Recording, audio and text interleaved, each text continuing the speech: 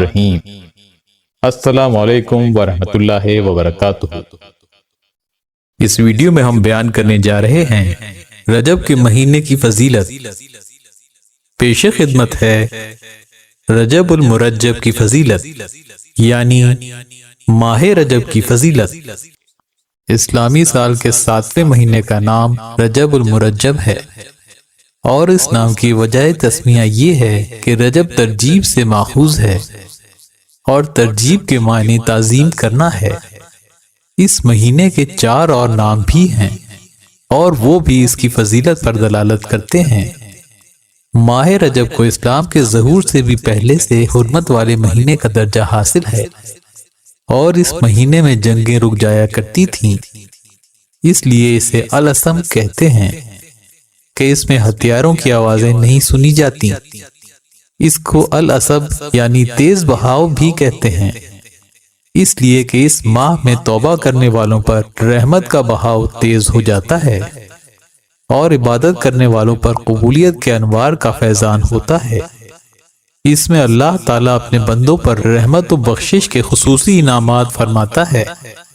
اس ماہ میں عبادات اور دعائیں مستجاب ہوتی ہیں۔ حضور نبی کریم صلی اللہ علیہ وآلہ وسلم نے فرمایا کہ رجب میری امت کے لیے استغفار کا مہینہ ہے، پس اس مہینے میں زیادہ سے زیادہ طلب مغفرت کرو کہ اللہ تعالیٰ بہت بخشنے والا اور مہربان ہے۔ اس ماہ کو شہر رجم بھی کہتے ہیں، کیونکہ اس میں شیطانوں کو رجم کیا جاتا ہے، یعنی پتھر مارے جاتے ہیں تاکہ وہ مسلمانوں کو ایذا نہ دیں۔ رجب کا ایک نام مطہر ہے، یعنی پاک کرنے والا۔ رجب کو پاک کرنے والا اس لیے کہتے ہیں کہ یہ روزے داروں کے گناہوں اور تمام برائیوں کو پاک و صاف کر دیتا ہے۔ اس ماہ میں دعائیں خوب قبول ہوتی ہیں۔ مکاشفات القلوب میں بزرگان دین فرماتے ہیں رجب میں 3 حروف ہیں، رے، جیم، بے۔ رے سے مراد رحمت الہی، جیم سے مراد بندے کا جرم، بے سے مراد بر یعنی احسان و بھلائی۔ گویا اللہ تعالیٰ فرماتا ہے میرے بندے کے جرم کو میری رحمت اور بھلائی کے درمیان کر دو۔ رجب ان 4 حرمت والے مہینوں میں سے ایک ہے جن کا ذکر قرآن پاک میں موجود ہے۔ سورہ توبہ میں ارشاد ہوتا ہے بے شک اللہ کے نزدیک مہینوں کی گنتی اللہ کی کتاب میں 12 مہینے لکھی ہے، جس دن سے اس نے آسمانوں اور زمین کے نظام کو پیدا فرمایا تھا۔ ان میں سے 4 مہینے رجب، ذیقعد، ذی الحج اور محرم حرمت والے ہیں۔ یہی دین کا سیدھا راستہ ہے، تو ان مہینوں میں قتال ناحق سے اپنے آپ پر ظلم نہ کرنا۔ حرمت والے مہینوں کو آگے پیچھے ہٹا دینا محض کفر میں زیادتی ہے۔ اس سے وہ کافر لوگ بہکائے جاتے ہیں جو اسے ایک سال حلال گردانتے ہیں اور دوسرے سال اسے حرام ٹھہرا لیتے ہیں، تاکہ ان مہینوں کا شمار پورا کر دیں جنہیں اللہ نے حرمت بخشی ہے، اور اس مہینے کو حلال بھی کر دیں جسے اللہ نے حرام فرمایا ہے۔ ان کے لیے ان کے برے اعمال خوشنما بنا دیے گئے ہیں، اور اللہ کافروں کے گروہ کو ہدایت نہیں فرماتا۔ احادیث مبارکہ میں آتا ہے، حضرت ابوبکر رضی اللہ تعالیٰ عنہ سے روایت ہے کہ حضور نبی کریم صلی اللہ علیہ وآلہ وسلم نے فرمایا زمانہ پلٹ کر اسی حالت پر آ گیا ہے جس پر اس دن تھا جب اللہ تعالیٰ نے آسمانوں اور زمین کی تخلیق فرمائی تھی۔ سال 12 مہینے کا ہے، ان میں سے 4 مہینے حرمت والے ہیں، 3 مہینے ذیقعد، ذی الحج اور محرم تو مسلسل ہیں، اور 4تھا مہینہ رجب مدر ہے، جس کا قبیلہ مدر کے لوگ بڑا احترام کرتے ہیں، اور یہ جمادی الاخر اور شعبان کے درمیان میں ہے۔ صحیح مسلم اور مسند احمد میں روایت ہے کہ عثمان بن حکیم انصاری بیان فرماتے ہیں کہ میں نے رجب کے مہینے میں ہی حضرت سعید بن جبیر سے ماہ رجب کے روزوں کے بارے میں پوچھا۔ انہوں نے کہا، میں نے حضرت ابن عباس کو یہ بیان کرتے سنا ہے، رسول اللہ صلی اللہ علیہ وآلہ وسلم جب روزے رکھتے تھے تو ہم یہ کہتے کہ اب آپ روزے نہیں چھوڑیں گے، اور جب آپ روزے چھوڑتے تو ہم یہ کہتے کہ اب آپ روزے نہیں رکھیں گے۔ طبرانی میں روایت ہے کہ حضرت ابو ہریرہ رضی اللہ تعالیٰ عنہ سے مروی ہے، رسول اللہ صلی اللہ علیہ وآلہ وسلم نے رمضان المبارک کے علاوہ کسی ماہ کے روزے پورے نہیں رکھے سوائے رجب اور شعبان کے۔ طبرانی میں روایت ہے، حضرت انس بن مالک رضی اللہ تعالیٰ عنہ فرماتے ہیں کہ جب ماہ رجب کا آغاز ہوتا تو حضور نبی کریم صلی اللہ علیہ وآلہ وسلم دعا کرتے، اے اللہ ہمیں رجب اور شعبان میں برکت عطا فرما، اور ہمارے لیے رمضان میں بھی برکت عطا فرما۔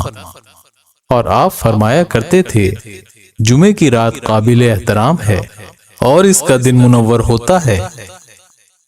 طبرانی اور بیہقی میں روایت ہے، حضرت انس بن مالک رضی اللہ تعالیٰ عنہ فرماتے ہیں کہ جب ماہ رجب کا آغاز ہوتا تو حضور نبی کریم صلی اللہ علیہ وآلہ وسلم دعا کرتے، اے اللہ ہمیں رجب اور شعبان میں برکت عطا فرما اور ہمیں رمضان نصیب فرما۔ حدیث نبوی صلی اللہ علیہ وآلہ وسلم میں ارشاد ہوتا ہے کہ رجب اللہ تعالی کا مہینہ ہے اور شعبان میرا مہینہ ہے اور رمضان میری امت کا مہینہ ہے۔ حضرت انس بن مالک رضی اللہ تعالیٰ عنہ سے روایت ہے کہ رسول اللہ صلی اللہ علیہ وآلہ وسلم نے ارشاد فرمایا، جنت میں ایک نہر ہے جسے رجب کہا جاتا ہے، جو دودھ سے زیادہ سفید اور شہد سے زیادہ میٹھی ہے، تو جو کوئی رجب کا ایک روزہ رکھے تو اللہ عز و جل اسے اس نہر سے سیراب کرے گا۔ رجب المرجب بیج بونے کا، شعبان المعظم آپاشی یعنی پانی دینے کا، اور رمضان المبارک فصل کاٹنے کا مہینہ ہے۔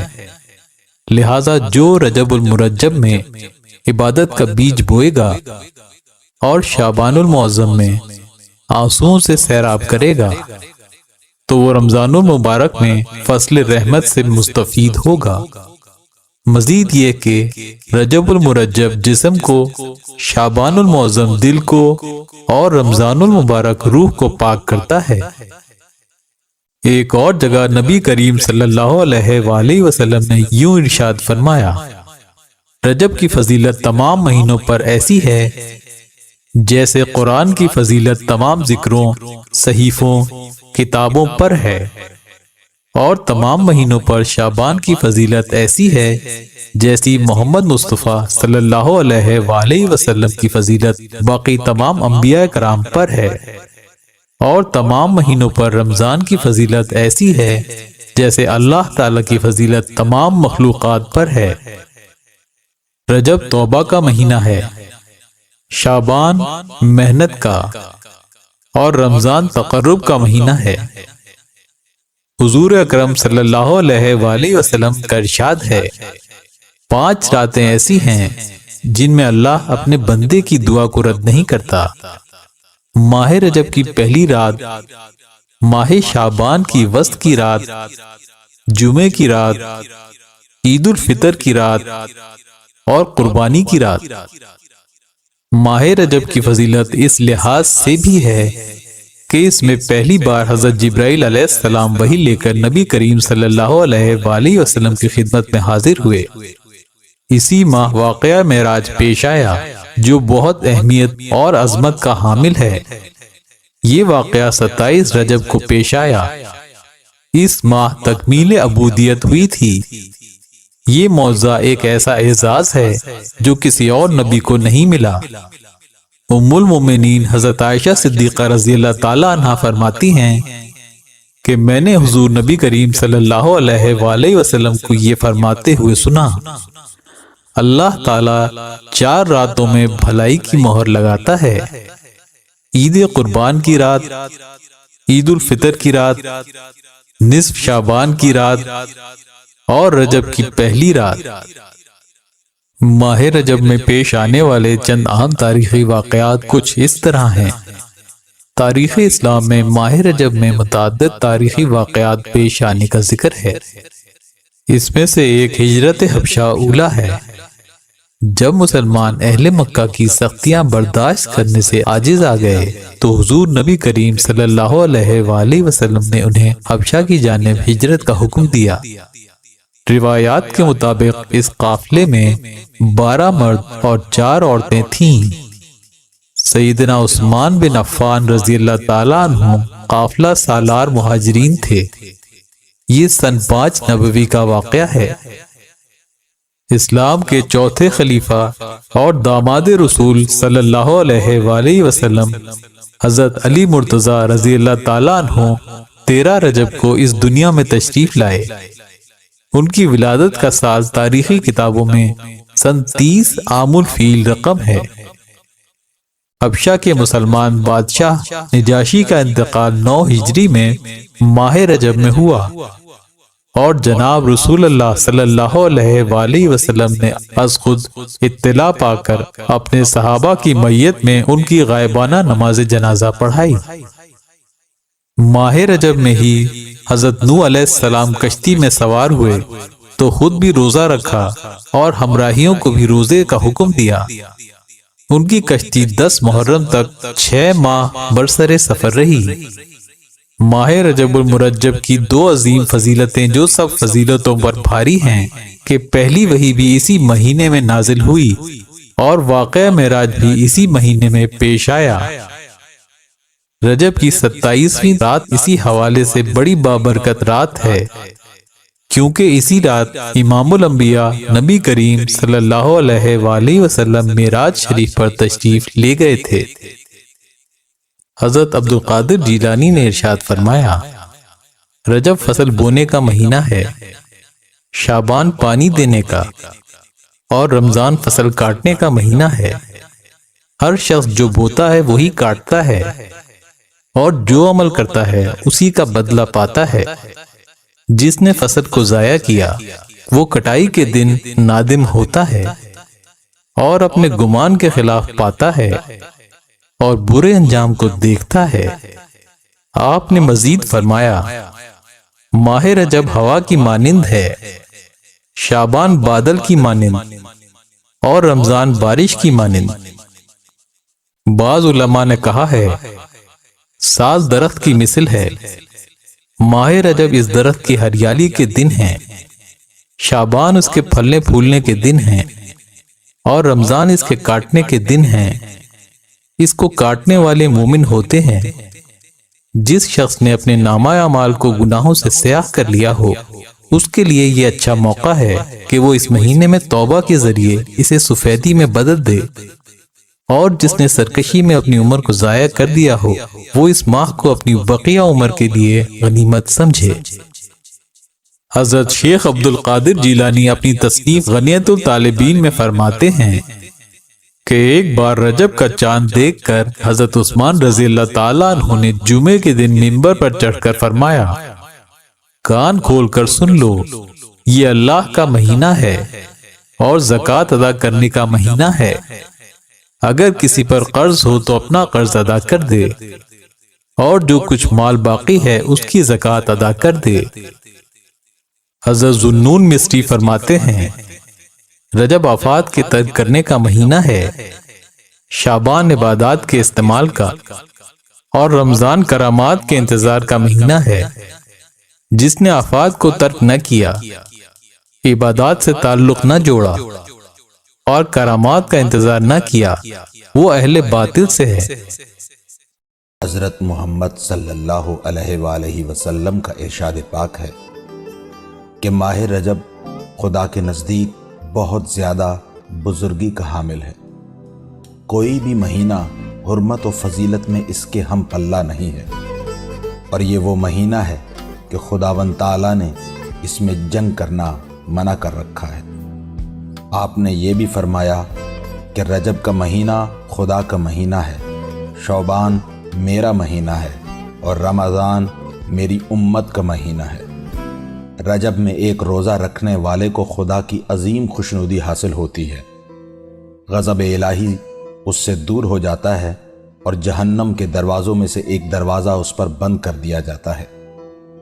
इमाम मूसा काज़िम अलैहिस्सलाम फरमाते हैं कि माह रजब में एक रोज़ा रखने से जहन्नम की आग 1 साल की मुसाफत तक दूर हो जाती है, और जो शख्स इस माह में 3 दिन के रोज़े रखे तो जन्नत उसके लिए वाजिब हो जाती है। इमाम फरमाते हैं कि रजब बहिश्त में एक नहर है जिसका पानी दूध से ज़्यादा सफ़ेद और शहद से ज़्यादा शीरीं है, और जो शख्स इस माह में 1 दिन का रोज़ा रखे तो वो उस नहर से ज़रूर सैराब होगा।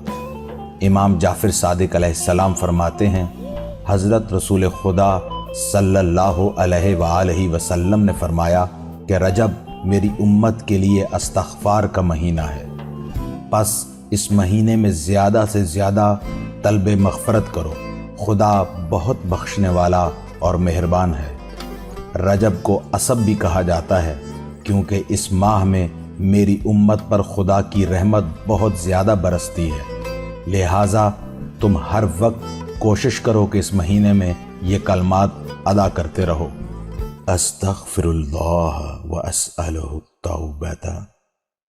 हज़रत सालिम फरमाते हैं कि मैं रजब के आखिरी दिनों में हज़रत इमाम जाफ़र सादिक अलैहिस्सलाम की खिदमत में हाजिर हुआ तो हज़रत मेरी तरफ देखते हुए फरमाने लगे कि इस महीने में रोज़े रखे हैं तुमने?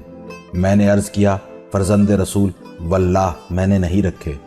तब फरमाया कि तुम इस कदर सवाब से महरूम हो चुके हो कि जिसकी मिक़दार सिवाय खुदा के कोई नहीं जानता, क्योंकि ये वो महीना है जिसकी फ़जीलत तमाम महीनों से ज़्यादा और हुर्मत अजीम है, और खुदा ने इसमें रोज़ा रखने वाले का एहतराम अपने ऊपर लाजिम कर लिया है।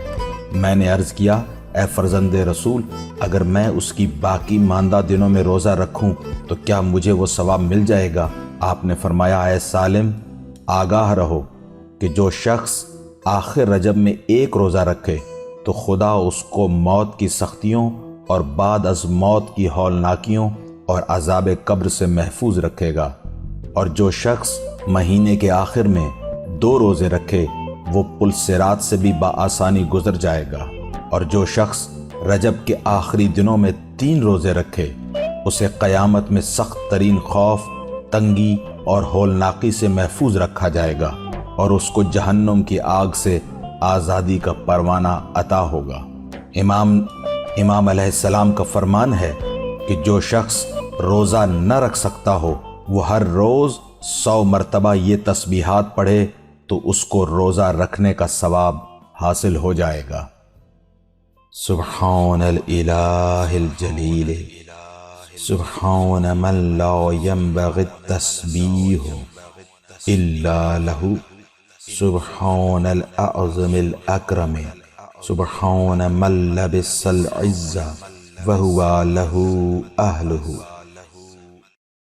जब इस जमीन पे अल्लाह के वली इमाम अली अलैहिस्सलाम की आमद का वक्त करीब आया तो तारीख गवाह है 30 आमुल फील 11 रजब को इमाम अली अलैहिस्सलाम की वालिदा बीबी फातिमा बिनते असद खाना काबा के करीब आती है और दीवार पे हाथ रख के कहती है, ऐ अल्लाह अपने वली का ज़हूर फरमा। तो बस दीवार काबा का टूटना था और इमाम अली अलैहिस्सलाम की वालिदा का अंदर दाखिल होना था। ये मंजर हजरत अब्बास इब्न अब्दुल मुत्तलिब दूर से देख रहे थे। जैसे ही आपने देखा तो लोगों को चीख चीख के कहने लगे कि अबू तालिब की ज़ौजा खाना काबा के अंदर चली गई, आओ काबे का दरवाजा खोल के उनको बाहर निकालते हैं। ये बात मक्के से पूरे अरब में फैलने लगी। लोग दूर दूर से आने लगे कि अबू तालिब की ज़ौजा जिसके पेट में बच्चा था खाना काबा के अंदर, वो भी दीवार से। लोग खाना काबा के दरवाजे को खोलने की कोशिश कर रहे हैं लेकिन किसी से भी अल्लाह के घर का दरवाजा खुलता नहीं है। उस वक्त पूरी दुनिया में 2 लोग मुतमईन थे, एक हजरत अबू तालिब और दूसरे अल्लाह के रसूल हजरत मोहम्मद मुस्तफ़ा सल्लल्लाहु अलैहि वसल्लम। तारीख ने लिखा, अरब की सरजमीन पे इससे पहले इतना हुजूम एक जगह इकट्ठा नहीं हुआ था। बस تاریخ 13 رجب 30 عام الفیل سب خانہ کعبہ کو دیکھ ہی رہے تھے کہ اتنی دیر میں دیوار کعبہ ہلنے لگی اور وہی شغاف پھر سے ظاہر ہوا۔ سب لوگ حیرت سے دیکھ رہے تھے۔ اتنے میں حضرت ابو طالب فرمانے لگی، اے محمد جاؤ دیکھو، اللہ کے رسول اپنے مبارک قدموں سے خانہ کعبہ کے اندر جیسے ہی پہنچے تو دیکھا ایک نورانی بچے کے نور سے پورا خانہ کعبہ چمک رہا ہے۔ آپ نے دیکھا کہ امام علی کی والدہ پریشان ہے۔ رسول اللہ نے فرمایا، اے میری ماں آپ غمزدہ کیوں ہیں؟ تو بی بی فاطمہ بنت اسد فرمانے لگی، اے میرے بیٹے محمد، اللہ نے جیسے ہی اس بچے کا ظہور کیا تب سے لے کے نہ یہ بچہ روتا ہے نہ دودھ پیتا ہے۔ اللہ کے رسول نے مسکرا کے جیسے ہی بچے کو گود میں اٹھایا تو وہ بچہ مسکرا کے اپنی آنکھیں کھولنے لگا۔ اللہ کے رسول نے اپنی زبان امام علی علیہ السلام کے منہ میں دی اور امام علی علیہ السلام رسول اللہ کی زبان چوسنے لگی۔ پھر جیسے ہی رسول اللہ اپنی گود میں امام علی علیہ السلام کو لے کے باہر آتے ہیں تو سارا عرب اس بچے کے نور اور فضیلت کو دیکھ کے جھومنا شروع ہو جاتا ہے، اور لوگ پوچھنے لگتے ہیں اور آپس میں کہنے لگتے ہیں کہ اس کا نام کیا رکھیں۔ اتنے میں اللہ کے رسول فرماتے ہیں، اے لوگو، اس طرح سے آج سے پہلے کسی بچے کی ولادت نہیں ہوئی۔ اس بچے کی ولادت علی ہے، افضل ہے، اعلیٰ ہے، اور اللہ کی مرضی یہ ہے کہ اس بچے کا نام بھی علی رکھا جائے، یعنی وہ بلندی جس بلندی پہ کوئی پہنچ نہ سکے۔ بس فضا میں علی علی کی صدائیں بلند ہونے لگیں۔ اتنے میں جناب ابو طالب امام علی علیہ السلام کو لے کے اپنے گھر کی طرف جا ہی رہے تھے کہ کسی منافق نے کہا، اے ابو طالب کیا وہ رسم نہیں کرو گے جو ہر بچے کے ساتھ کی جاتی ہے؟ مکے میں یہ رواج تھا کہ پیدا ہونے والے بچے پہ سانپ چھوڑتے تھے۔ اگر سانپ بچے کو مار دیتا تھا تو وہ یہ سمجھتے تھے کہ یہ بچہ اپنے باپ کی اولاد نہیں، لیکن اگر سانپ بچے کو کچھ نہیں کرتا تھا تو پھر وہ یہ کہتے تھے کہ یہ بچہ اپنے باپ کی اولاد ہے اور ہمارے لیے قابل عزت بنے گا۔ حضرت ابو طالب نے اللہ کے رسول کو دیکھا، امام علی علیہ السلام کو دیکھا، اور ایک جگہ امام علی علیہ السلام کو رکھ کے کہنے لگے، لاؤ اس سانپ کو جس پہ تم فخر کرتے ہو۔ وہ سانپ چھوڑا گیا۔ جیسے ہی امام علی علیہ السلام کے قریب وہ سانپ آتا ہے، امام علی علیہ السلام اپنے ننھے ہاتھوں سے اس سانپ کو پکڑ کے چیر دیتے ہیں۔ بس سب لوگ زور زور سے کہنے لگے کہ بچے نے سانپ کو چیر دیا۔ عربی زبان میں سانپ کو کہتے ہیں حیا، اور کسی چیز کو چیر کے پھاڑنے کو کہتے ہیں درہ۔ تو لوگ دور دور سے کہنے لگے کہ حیا درہ، کہ بچے نے سانپ کو چیر دیا، اور یہ آواز فضا میں گونج گونج کے یوں معلوم ہونے لگی جیسے کوئی کہہ رہا ہو، ہے درہ، ہے درہ، ہے درہ۔ اس آواز کو سن کے آپ کی والدہ بی بی فاطمہ بنت اسد آسمان کی طرف دیکھ کے کہنے لگی، یہ میرا بچہ حیدر ہے، وہ شیر جو سانپ کو چیر کے 2 ٹکڑوں میں تقسیم کرتا ہے۔ سلام ہو اللہ کے ولی امام علی علیہ السلام پر، سلام ہو ان کی شجاعت پر، سخاوت پر، امامت پر، سلام ہو ہر اس شخص پر جو امام علی علیہ السلام کی فضیلت سن کے خوش ہوتا ہے، فضیلت سن کے